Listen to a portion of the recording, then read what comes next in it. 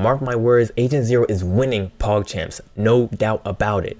And when I tell you he's winning Pogchamps, I mean he has been grinding effortlessly, grinding with a positive win record on chess.com day in and day out. I see the work that he is putting in. And what I want to do here is I want to analyze a game that he played right here. And mind you, Agent Zero was 200 rated when he played this game, and the quality of his games are just too high. He had a solid opening accuracy. He had a solid middle game accuracy, and the game was done there. And he played 3 great moves, had 0 blunders, and we're talking about a 200 rated player. The ceiling is the highest for this guy, and I mean his potential is through the roof. Boom! Agent Zero starts with d4, a book move, a move that I play very frequently because d5 will lead to the Queen's Gambit, and I also like to just play c4 leading to the English. And if they decide to play an Anglo-Scandinavian against me when they play d5 regardless, I might transpose into the Queen's Gambit. So shoot, I know this line very well. And boom, d5. So Agent doesn't decide to go with the Queen's Gambit, but again, there's no issue with that though. He just develops his knight. This is a 200 rated player. He has the innate mind for chess. Agent, his quality of games is just too high. So our opponent develops a knight, and we decide to push the pawn. All book moves right here, and they bring out the bishop. Best move. Agent doesn't get flustered, and what I mean, he can break the rules when he wants to. Any beginner is playing knight to c3. Agent just has an innate feel for the game and says, I don't need to play knight 3d. I can play pawn to c3. You know who else recently just played pawn to c3? That's right, Sindarov. And you know Sindarov is currently at a 6 out of 7 points in the FIDE candidates. He's looking to be our classical chess world champion, and Agent is studying and playing those same very lines coming up soon. So knight to f6 is played next. Boom. Best move on the board. Does this look like a 200 rated player to you? Because it doesn't look like a 200 rated player to me. Best move, pinning the knight. Now we get queen coming up, and already Agent is starting to chip away at that advantage because now he's walked his queen into this pin, and now it's not a terrible move, but 219, you just can't expect a person like that to be able to hold this relative pin in mind and just keep the rules in check. And I think Agent understands this. Because now we put even more pressure by sliding the queen over, putting a battery, and now we just have even more pressure. It's just a lot going on in this area, and we get castles, and this actually allows the opponent to win, or allows Agent to win a queen through a fork, and only if he were to play this move right here. This is the best move, and it's obvious because you cannot take with the knight. Because you're just going to end up losing your queen. But if you don't take, I'm going to be able to take, and then takes back and takes, and yeah, you just have to move your queen out the way. Things aren't looking good. I'm going to end up taking right here. Pawn, I'm probably going to end up trading pieces off, or I'm just going to end up getting in here with my queen. If you mess up too, you're going to get your rooks forked, like the knight is eyeing this down. Like, Agent has a feel for these positions. Now, unfortunately, he did not play that move. And that is okay. There is nothing wrong with this move, because sure, you're going to lose your queen, but Agent understands that there's a pin, so you can still take their queen. Now you will be down a piece because you will just be losing your bishop afterwards, and you won't be able to take their knight. So unfortunately, Agent did overlook that, but that's because Agent's actually 20 moves ahead. You're thinking 2 moves ahead, Agent thinking 20 moves ahead, and he's factored in that his opponent is only 200 rated player. So I'm just toil my food. I understand he's not gonna see this, and he's not gonna have the brain power to understand that, wow, I could have just taken the queen, but with this relative pin, he's playing psychological games, and I just don't think people are going to be able to handle that, or this level of thinking during the Pogchamps tournament.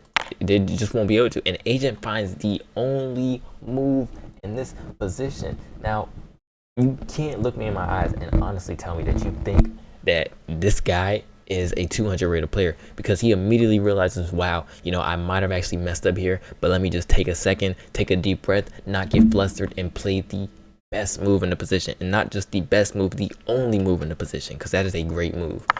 And follow up, we get the only move, which is knight b8, which Jesus Christ, now he can go and just grab that queen. But agent says, I don't even want the queen. You know, it'd be too easy if I took the queen. Let's even this game back up so that I can beat you later. Have you ever seen people in UFC or boxing, you know, have a knockout blow, but they pull their punches, they start smiling, start hitting one of these, start bouncing. They don't want the game to end yet. They don't want it to be over yet. That's what Agent's doing right now. He takes, then takes, which again is the great move. Agent is just great farming. Agent is just great. And that's why he's winning Pogchamps. Don't sell my parlay, Agent. You're winning Pogchamps. So we get a rook taking the bishop back, and now we're back to even, but it's actually not so even. Agent still has a slight advantage. I think he knows this, which is why he went into this line. We get a rook sliding over, which is actually a very bold move. You probably would have just wanted to castle, short castles, but that is okay. Or, you know, obviously, like they're saying, bring the knight into the center. It would have attacked this rook. The rook would have had to move here, or else he would have got his rooks forked, moving it anywhere else. And now his pieces are just kind of like uncoordinated and just in kind of a weird position. But you know, we get bishop coming here, which is a problem because now you're just gonna have to end up moving your rook again. Just a little bit annoying. But oh wow, I did actually miss this counterattack. Apparently you can place right here, place a counterattack, because when you take, you'll take the rook with check. So this would have actually been forking the bishop and the rook, and it's crazy. But Agent again, just, you know, calm, cool, and collected, slides his rook out the way, says, you know, let's not go abide into this line, not even necessary. Now, one thing I do have an issue with is the amount of time that these people are spending on their moves, because we are actually on move 12 right now, and it seems that the opponent has only used a minute and like 22 seconds, and it'd be different if they were playing like an opening that they really know, but they're two low-rated players. So for a second, I'm gonna have to step away and say I wish they would use more of their time to think things through. It seems like they're just kind of making moves kind of rapidly, but of course not my go Agent though. Agent is just trying to put that psychological time pressure on him. As you can see, it's working, and he's currently up. So yeah, Agent decides to jump knight to a3, which is a fantastic knight development move. This would have been okay as well, but there's nothing wrong with that, with the position we're in now. And we get a mistake, as this just forks your pieces, because when you take with the pawn now, or I guess it's not a full fork. I forgot that bishop is eyeing down the knight over here. But no, because yeah, once you take the knight, take here, yeah, not a full fork, but position is still opening up and not great for them. Agent decides, not doing that. Slight missed opportunity, but again, playing psychological games, you know, just putting a little pressure over here on this pawn, a little pressure over there. We get a pawn push by black. You could have grabbed the knight right here, which would have just doubled up the pawns over here. And just would have give you a just would have given you some more targets throughout the game. Maybe I'm actually slightly looking at a move like pawn push to e4 at some point, just to maybe lock the position, and that would be a little bit uncomfortable, because now when you push the knight is forced to go to this corner.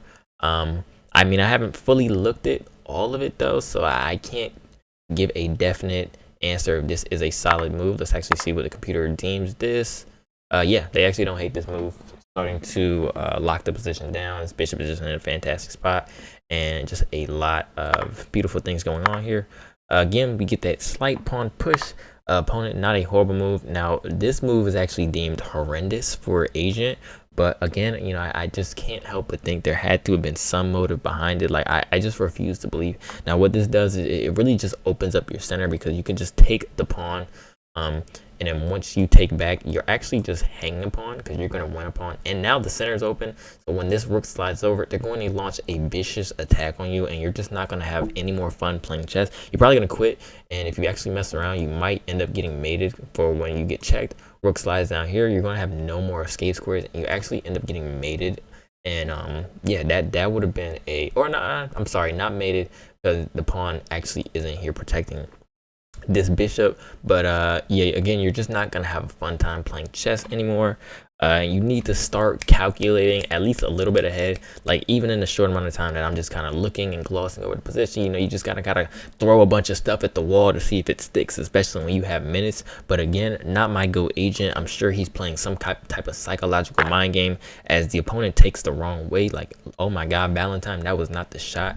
Taking this way was not ideal because now I can just take back this way and my position is slightly better than if I were to open up the position. But again, agent is like, I am not afraid. Agent is walking right up into the beast of the belly and it says, attack me, do it, try it, do it. And I have to respect it. Like, you can't do anything but respect it, honestly. And if you do something besides respect it, then I just don't really respect you. But agent says, yeah, do it, attack me, or I open the file.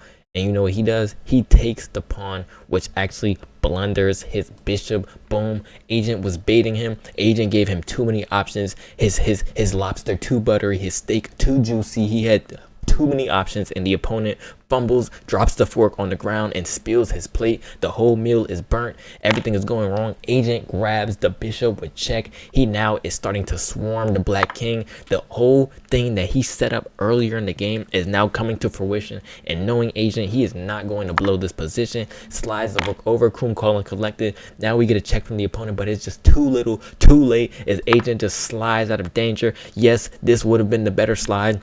But does it really matter when agent is here with his foot on the gas? No, it does not, because we get a check with the knight. And again, agent slides the king up. Not the best move, and actually gives you drawing positions because you actually are just getting forked right here.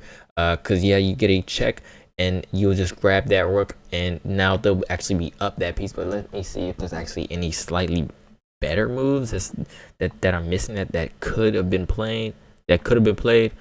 I think that's the best move right here. Let's calculate. Yep, that would have actually been the best move because now you're just going to grab that rook.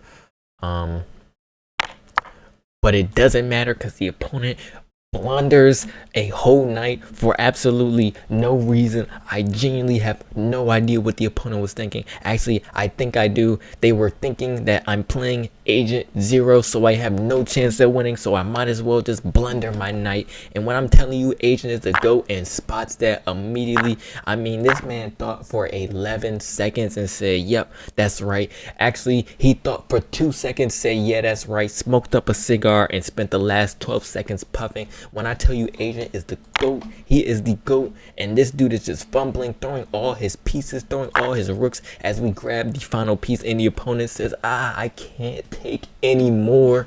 And that is why agent 0 is winning Pogchamps. I rest my case. Now don't forget to subscribe, comment if you want any more reactions or commentary on any more games or thoughts, and don't forget to like and off the notice, support Twitch as well.